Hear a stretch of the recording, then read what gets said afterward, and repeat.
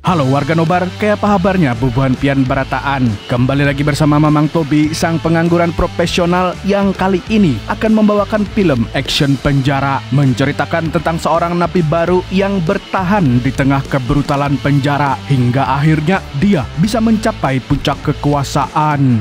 So, tanpa berlama-lama lagi, siapkan mata, telinga, dan anu-anuan kalian semua. Mari kita nobar dan inilah R. Di tengah keheningan Denmark ada satu hati yang bergejolak. Di sini kita diperkenalkan dengan pemuda bernama Rune Pedersen yang hari itu dia harus masuk penjara gara-gara mukulin anak Pak Lurah.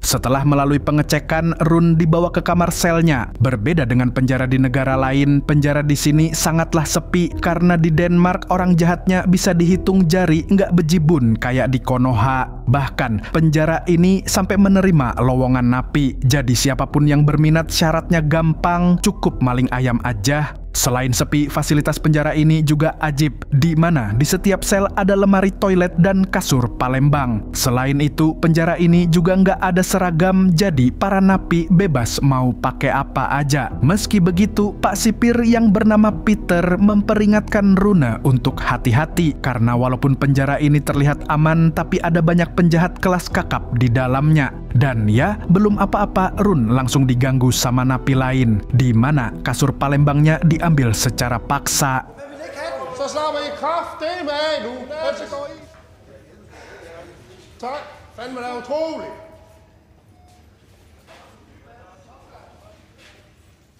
Alhasil, Rune terpaksa tidur di atas kayu yang keras, walaupun sebenarnya ini masih mending daripada Nusa Kambangan. Setelah membereskan kamar selnya, Rune pergi ke lapangan untuk olahraga, tapi baru juga keluar dia langsung dihajar napi lain.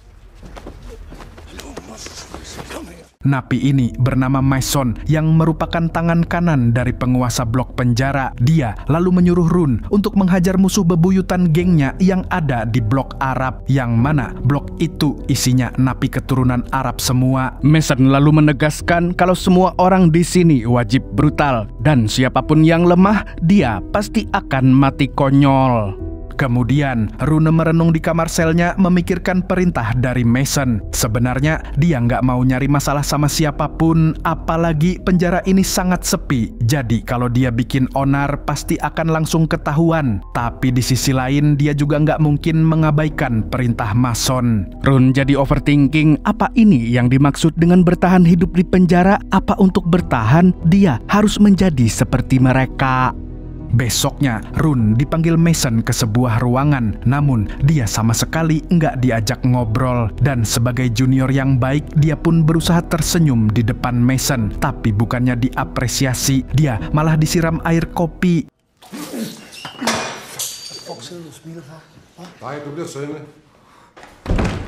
Melihat itu, bosnya Mason yang bernama Carsten mendekat. Dia lantas menyuruh Rune untuk nurut saja dengan perintah Mason, di mana dia harus menghajar napi keturunan Albania yang merupakan musuh gengnya Carsten. Dan kalau Rune menolak, maka Carsten pasti akan menghabisinya. Mau nggak mau, Rune akhirnya menjalankan perintah itu. Dia lalu pergi ke sebuah koridor untuk menunggu targetnya. Dan saat napi itu lewat, Rune pun langsung membrutal sejadi-jadinya.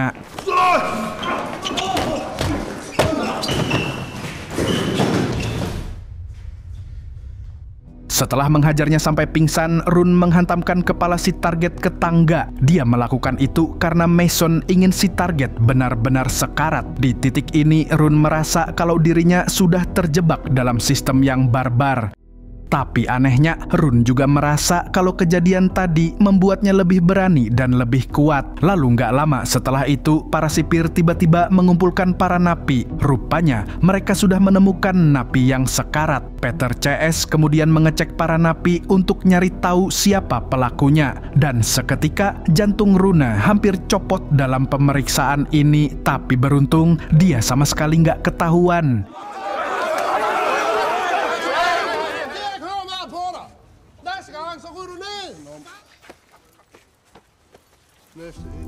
Lalu saat kembali ke sel, dia langsung nyuci bajunya yang kena cipratan darah. Dan untuk menenangkan diri, Rune pun nyebat Surya di kamar selnya. Namun ketika dia mulai tenang, Peter tiba-tiba menyeretnya paksa. Dan ternyata sipir ini tahu kalau Rune adalah pelakunya.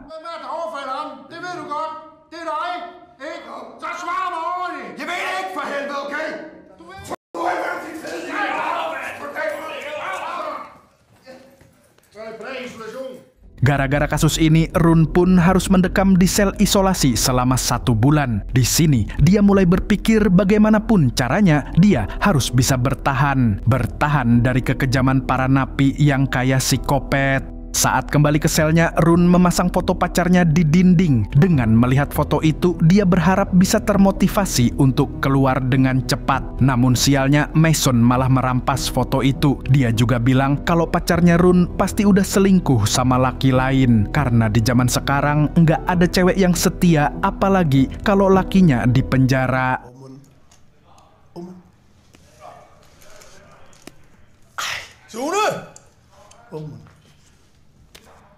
Nggak cuma itu, Rune juga disuruh bersihin sel milik Mason. Bahkan, dia dipaksa tidur di lantai dan diketawain kayak nggak ada harga dirinya.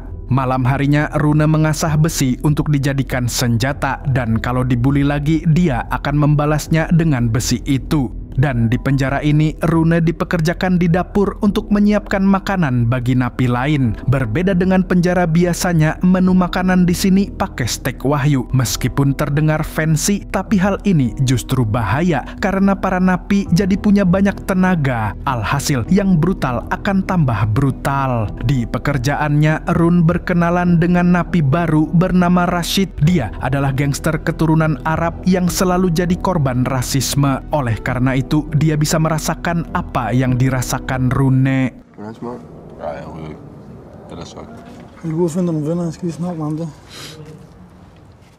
Keesokan harinya, Rune melihat bloknya Mason lagi transaksi barang haram. Tapi ternyata Carson nggak suka sama cara transaksinya yang terlalu blak-blakan. Alhasil, dia pun memarahi Mason karena dianggap tidak becus. Mendengar itu, Rune pun mulai kepikiran untuk mendapatkan perhatian Carson. Mungkin dengan cara itu, dia nggak akan dibully lagi. De hænger ikke på træerne. Det er jo totalt latterligt, man gør det klar over, det er 3. gang. Det ved jeg. Må du lige tage dig sammen. Hari itu, Mason disuruh Carson untuk memberi pelajaran kepada napi blok sebelah. Mason pun menyuruh Rune untuk mengalihkan perhatian sipir. Lalu nggak lama setelah itu, alarm berbunyi dengan keras. Dan tentu saja, napi yang dihajar Mason pun berakhir dengan sekarat. Kemudian, Rune disuruh untuk membersihkan bekas cipratan darahnya. Sontak, Rune pun berpikir kalau dia harus segera mencari solusi agar tidak bernasib sama. Bulan demi bulan sudah berlalu. Di sini, Rune yang kangen sama neneknya pun menghubungi lewat telepon penjara. Selama ini, Rune emang cuma tinggal sama neneknya karena pas dia kecil, bapak ibunya hilang waktu kerja di Kamboja. Dia lalu meminta neneknya untuk berkunjung sambil membawakan Surya kopi ABC dan Kinder Joy favoritnya. Besoknya, si nenek pun datang ke penjara dan sesuai permintaan Rune, dia membawa Kinder Joy 2 kotak. Lalu sambil temu kangen, mereka pun menikmati Kinder Joy-nya ditambah sebat dan mimi kopi.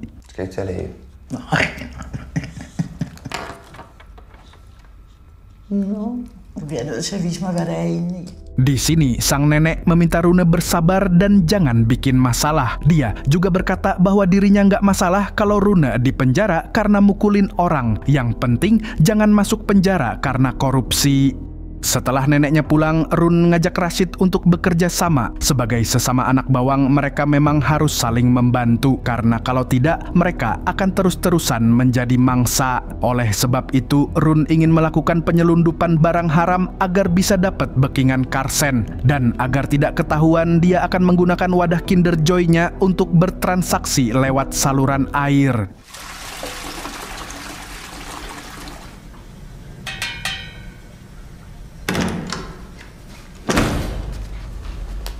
Orang kalau lagi kepepet emang kreatif ya.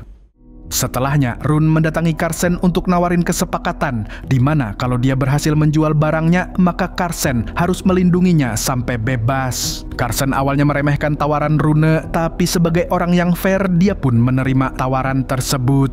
Nggak lama kemudian, anak buah Carlsen mendatangi Rune untuk memberikan barang haram. Namun tidak disangka, dia menyembunyikan barangnya di lubang tai. Okay.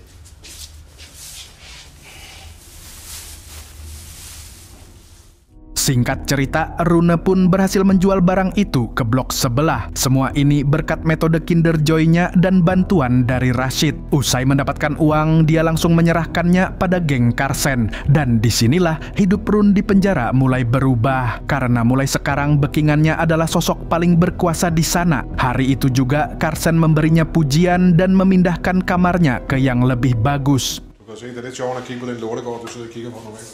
Har vi pokeraften i aften i opholdsstuen? Di kamar sel barunya, dia bisa melihat ke arah kota, dan hal ini pun membuat Rune semakin termotivasi untuk bisa segera bebas dari sana. Sejak masuk geng Carlsen, Rune nggak lagi diganggu sama napi lain. Bahkan, sekarang posisinya setara dengan Mason, alias dia punya posisi tinggi di geng Carlsen. Nggak cuman itu, bisnis haramnya yang sukses juga membuatnya jadi semakin berkuasa. Sekarang nggak ada lagi yang bisa meremehkannya. Dia mungkin nggak kuat secara fisik, tapi otaknya bisa bikin geng Carlsen semakin di atas angin. Di sisi lain, persahabatannya dengan Rashid juga semakin erat. Namun di saat Rune sudah percaya kepadanya, Rashid malah berkhianat dengan membocorkan bisnis itu ke Blok Arab. Alhasil, Blok Arab pun memaksa Rune agar menghasilkan uang untuk mereka. Skal jeg tage et snak med muren bagefter? Jeg kan vide, hvordan det går. Super. Hvorfor står der stadig? Seketika Rune merasa kecewa kepada Rashid karena baginya dia adalah orang yang paling bisa dipercaya, tapi malah tega menusuknya dari belakang. Rashid pun mengatakan kalau dia terpaksa karena disiksa oleh Blok Arab untuk membocorkan bisnis Rune. Selain itu, dia juga keturunan Arab, jadi dia akan dianggap pengkhianat kalau enggak mau ngasih tahu. Di lain pihak, Blok Arab mengancam akan membunuhnya kalau nggak mau kerja sama. Alhasil, Rune pun menyanggupi permintaan mereka, dan tentu saja dia akan merahasiakan ini dari geng Carlsen. Setelah melakukan transaksi dengan Blok Arab, Rune pun menagih uangnya lewat Rashid. Namun ternyata Rashid nggak dititipin apa-apa, alias Rune dikibulin dan nggak dibayar sepeser pun. Merasa dikhianati, dia pun menghajar Rashid saat itu juga.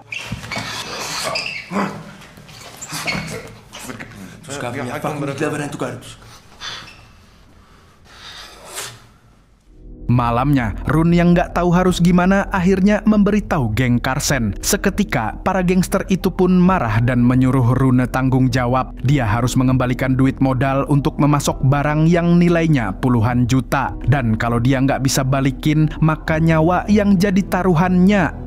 Untuk mencari uang sebanyak itu, Rune enggak mungkin pinjol. Jadi akhirnya dia menghubungi si nenek untuk meminjam uang. Sayangnya, si nenek juga lagi kesulitan. Alhasil, dia pun hanya bisa berdoa di gereja penjara sambil berharap dapat rezeki nomplok.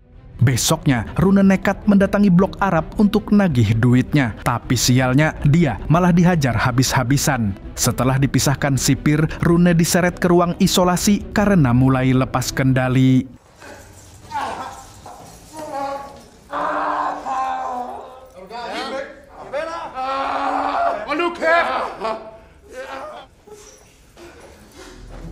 Di ruang isolasi, dia diikat ke ranjang dan nggak boleh bergerak. Bahkan, kencing pun nggak boleh. Di sini, Rune merenung jangan-jangan Blok Arab sengaja menipunya. Karena dulu, dia pernah menghajar anggota mereka sampai sekarat. Seketika, Rune pun menjadi sangat was-was dengan sekitarnya. Dan setelah keluar dari sel isolasi, dia selalu pergi membawa pisau sebab dia yakin Blok Arab pasti akan membunuhnya.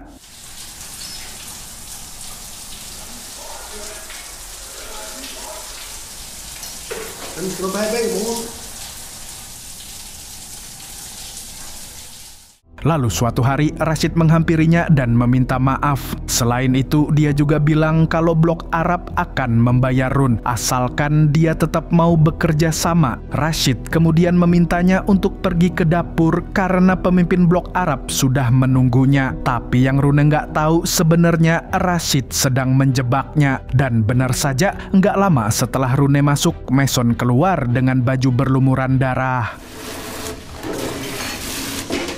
Nggak disangka-sangka, ternyata Mason diam-diam kerjasama dengan blok Arab untuk menghajar Rune. Sebab Rune dianggap telah merugikan kedua belah pihak. Rashid pun bergegas mengecek keadaan sahabatnya. Namun ternyata Rune sudah tidak bernyawa. Rune berakhir secara tragis di penjara sebelum bisa menikmati udara kebebasan.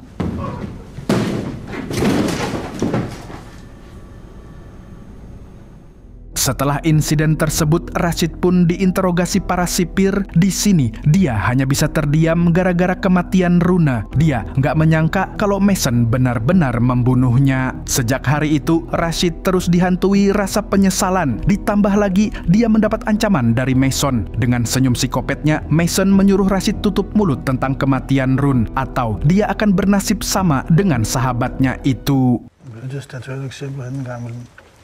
Folk de snakker for meget. Og så kører vi jo bare videre som hele tiden har gjort, ikke?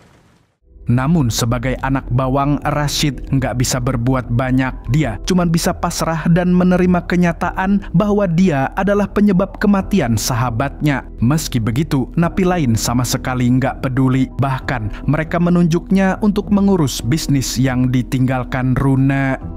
Keesokan harinya, Rashid mendapat kunjungan dari ibu dan adiknya. Di sini, dia nggak sanggup menahan air mata penyesalan yang keluar begitu saja. Melihat itu, sang ibu pun menyuruhnya untuk sholat. Awalnya, Rashid yang berniat untuk makan barang haram pun langsung berubah pikiran.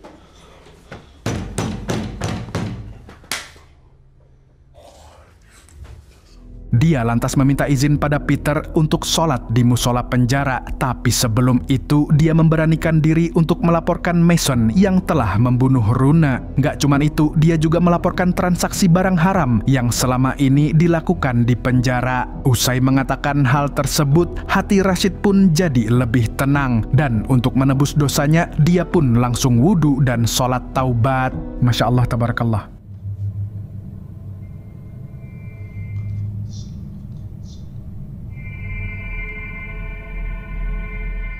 Tapi besoknya Rashid tiba-tiba didatangi oleh pemimpin blok Arab. Dan karena Rashid melaporkan mereka, para napi ini pun menghajarnya saat itu juga.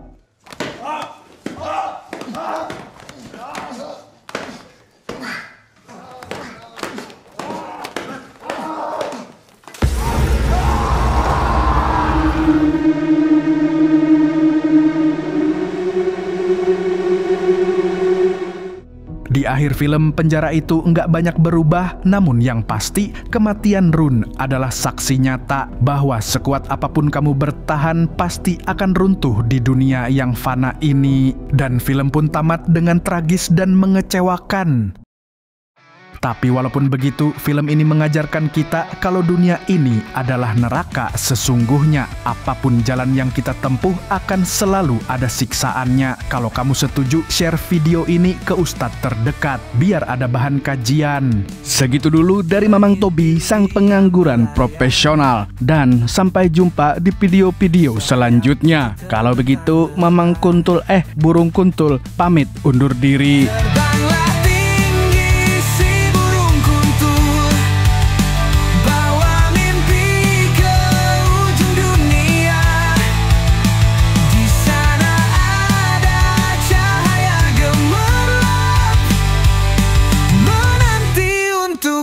Jelajah.